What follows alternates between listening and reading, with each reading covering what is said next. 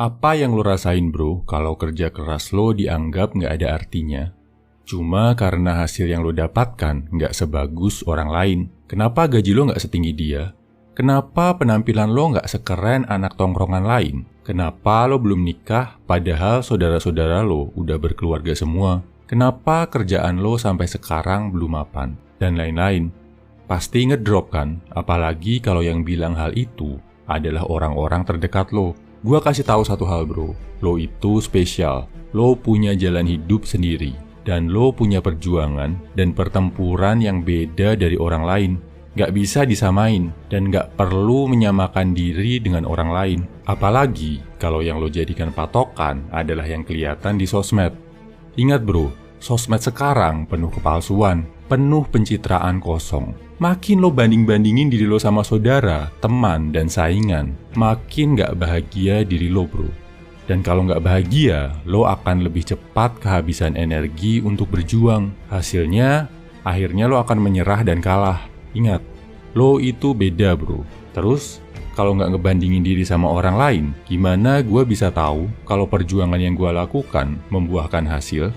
Jawabannya, kalau mau membandingkan, bandingkan diri lo yang sekarang sama diri lo di masa lalu. Alat pembandingnya ada dua, cermin dan buku. Cermin buat ngaca, diri lo sekarang sama diri lo yang dulu. Apa bedanya secara fisik? Lebih keren mana dari yang dulu? Lebih ganteng mana dari yang dulu? Lebih tegap dan sehat mana dari yang dulu? Kenapa ini penting? Karena fisik, penampilan, wajah adalah indikator penting buat seorang cowok. Cowok berkualitas, high value male, wajib ngerti, paham, dan menjaga banget tubuhnya. Nggak harus perawatan atau dandan kayak model.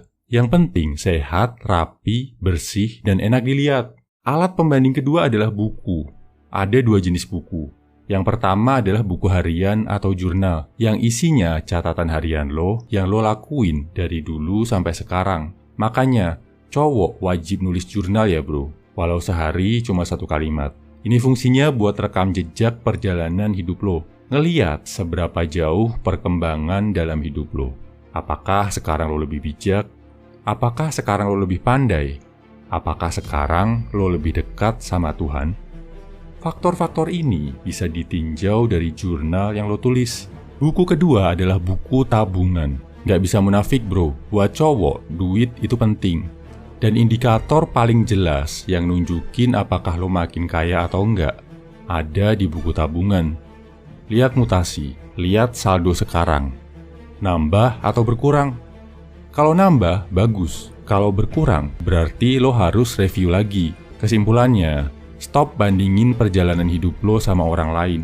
Dan kalau ada orang yang coba banding-bandingin lo sama orang lain, bawa cuek, bawa santai bro.